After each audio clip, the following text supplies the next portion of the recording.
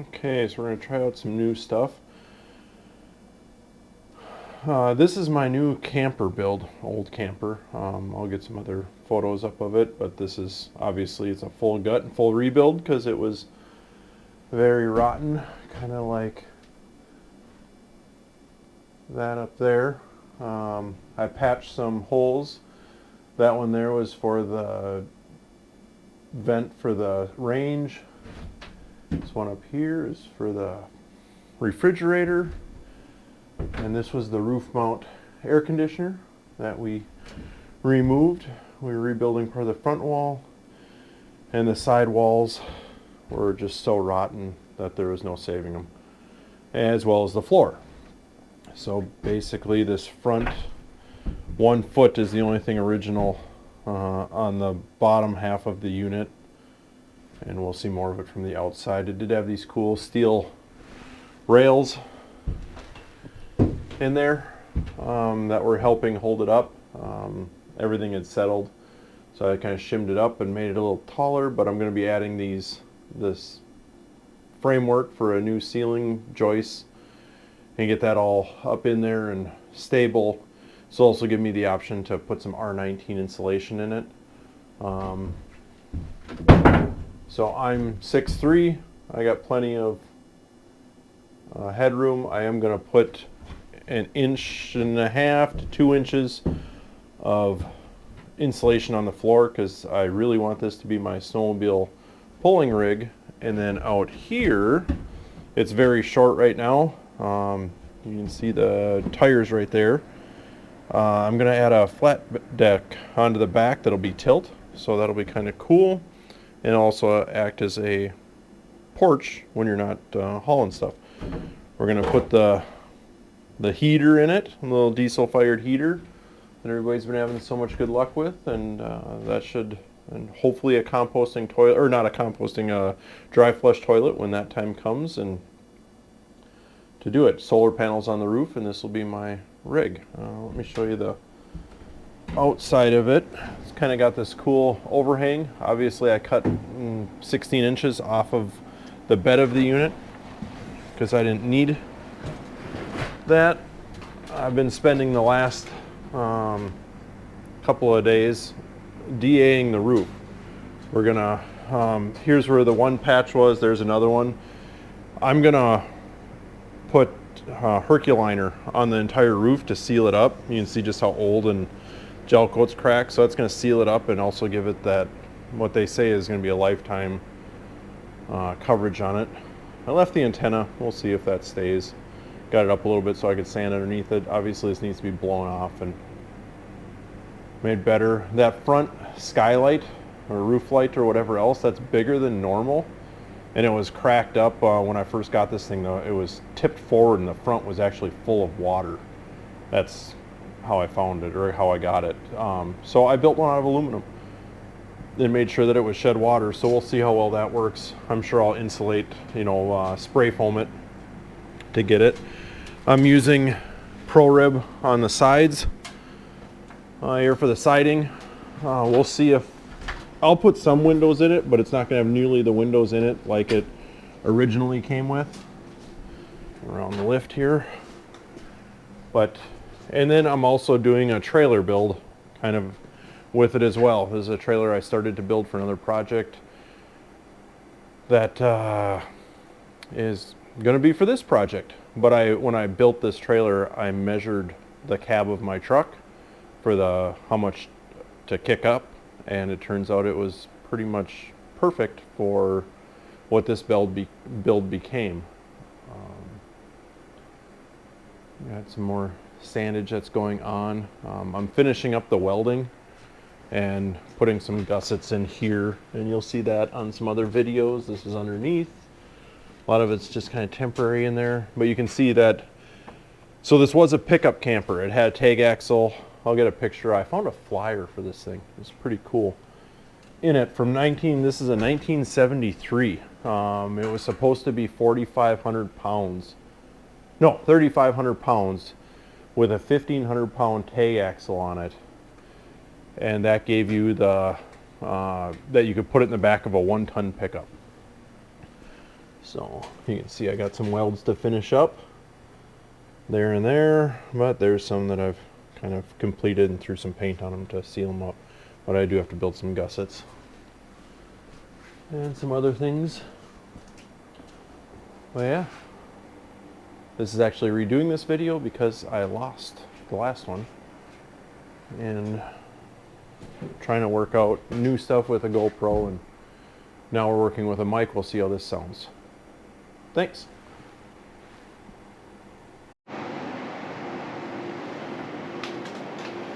So these are the welds I have to complete.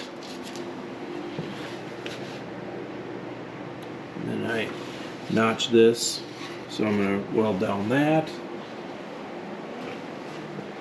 This is all good, but it's just, you might be able to see the light through that one now. I'll have to get some lighting in here in a little bit here, but just got to do that. And then we can make this thing, oh, and back here as well. And then we're going to cut out some pieces here for the brackets there, brackets in here, and eventually the brackets up in the front. And we will get that all fixed up and secure. So we'll keep on going.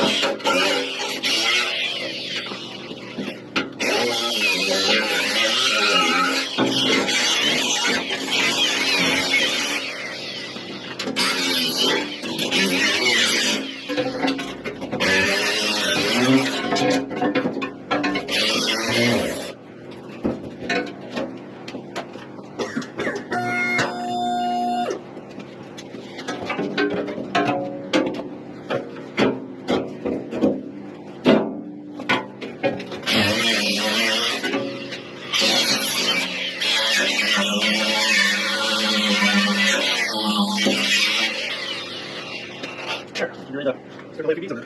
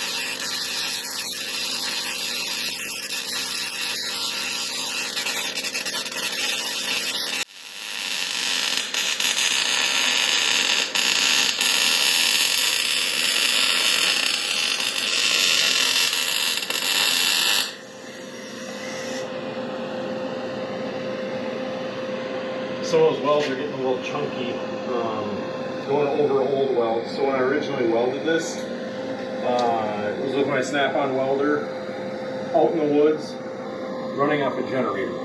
So it's definitely strong and it held, but I don't know, sometimes I think it's just a little OCD trying to make it look prettier. But it's coming together. This side, that's done. We'll do the bottom now, and then we'll go to the inside and get that all done. Then, like I said, I can get these supports cut out. I'm going to cut it out basically this stuff, kind of like that. So this is stuff I cut off. We'll use the plasma cutter and cut these angles out of it. Get those in. So I don't need to keep on watching me weld here. So.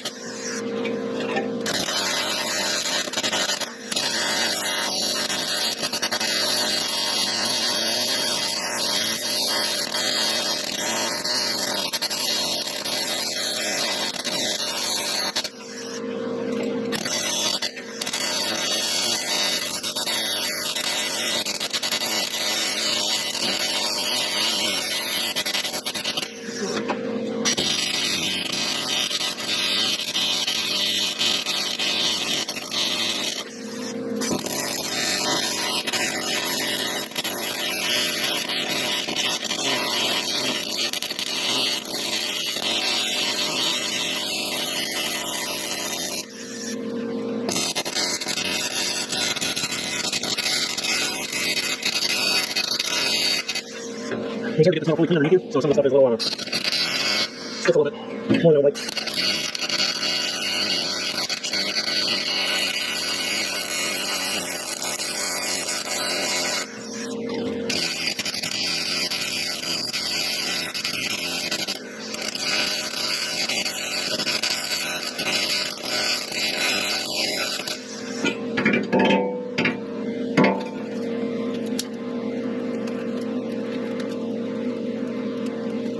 I really should be using tip or tip gel, but this stainless steel tip from Harbor Freight is pretty freaking amazing as far as sticking all the slag to it, coming off and being nice and clean. So really happy with that.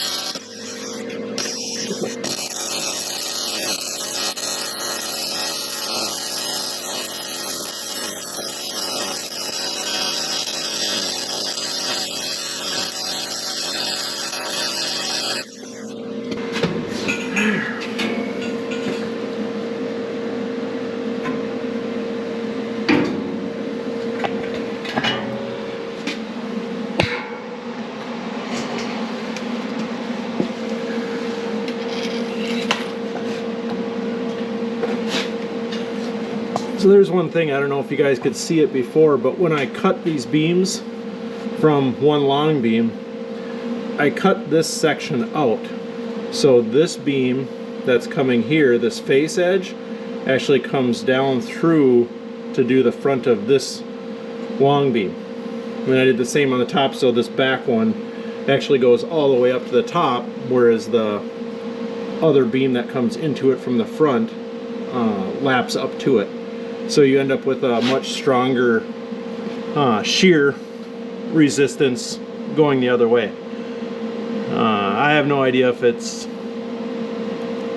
that much of an engineering difference, but it made sense in my head, so we went with that, and a little extra strength can never hurt. So.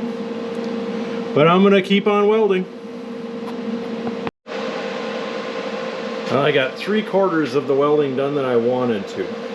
Unfortunately,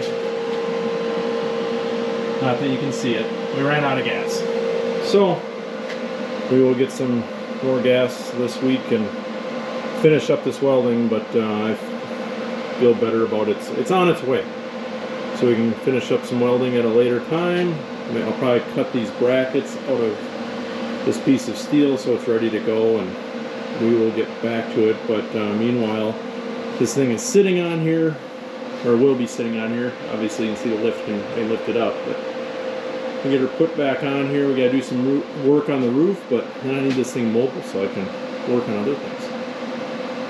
Awesome, thanks.